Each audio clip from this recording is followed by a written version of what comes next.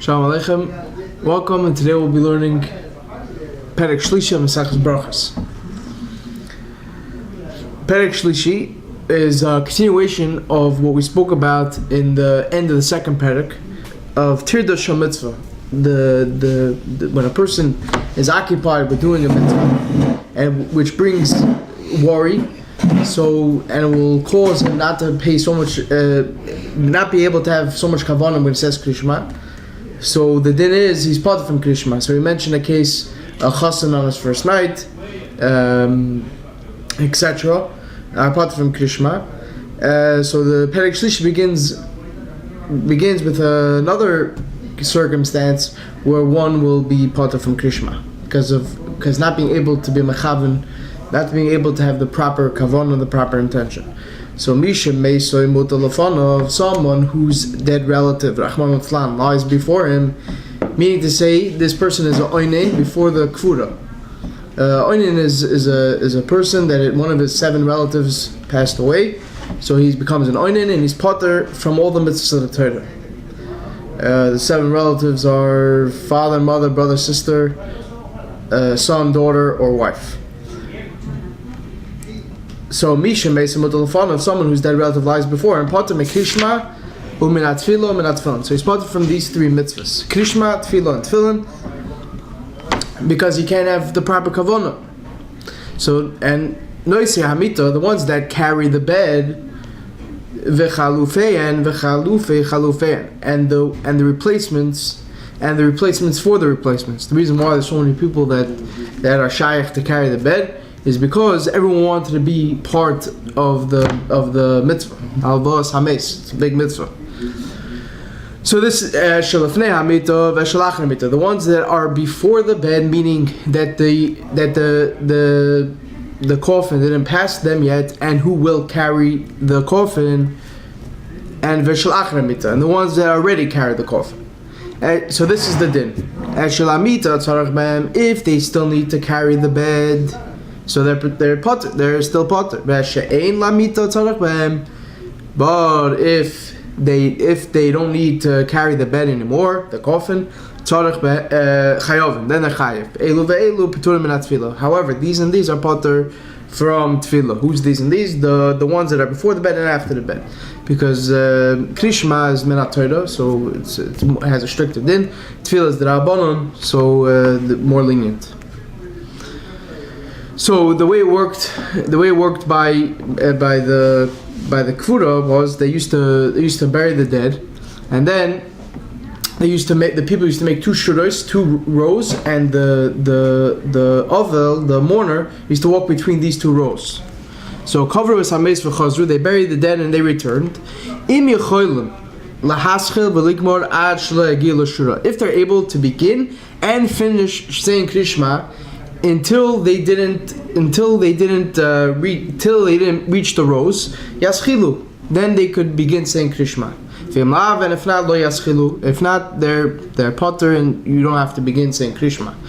The ones that are standing in the row, so hapnimi piturim, the ones that are standing in the inner, the ones that are standing in the inner line, closer to where the Avelim are going to pass by, so they're potter because they have to give condolences to the Avel.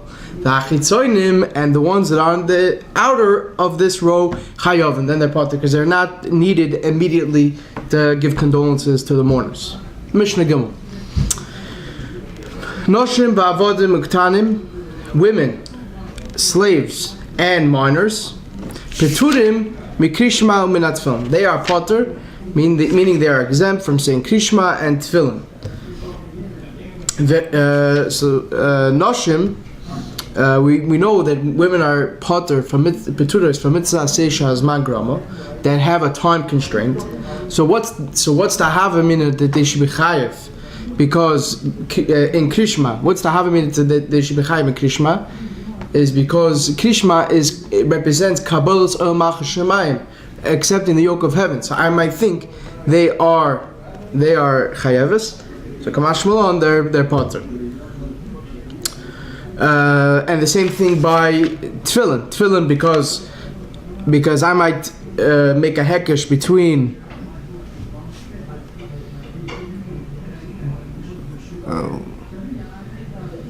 Yeah, I might make a hekesh between tefillin and mezuzah, and mezuzah women are chayeves. So I might think that tefillin they're also chayeves. Kamash malon, they are potter from tefillin. Ktanim, the ktanim minors are potter.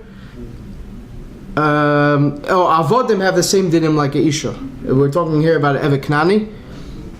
Eveknani has the same dinim as a isha, as a woman. So they're whatever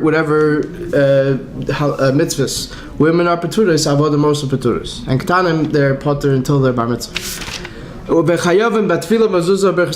However, women, ktanim, and avodim they're chayiv in tefillah, mezuzah, and berachos hamazon. There's a machlokes if women are chayiv berachos hamazon and atonim mit rabbanon. Okay, Mishna Dalet. Balkeri Mahari Beliboy. Someone who's Balkeri, he had a emission of Sheikh Hazara, so he becomes a Balkeri. So in the olden times, in the time of Ezra made a takono that a Balkeri is not allowed to learn Torah, say Krishma, Daven, and things like that. The Gzeda from then is Batal, so Balkeri is permissible to say Krishma, learn Torah, Daven, and all that. But these Mishnayos, Mishna Daled and Mishna Hey and Mishna Vov is talking about before the Takana was bottled.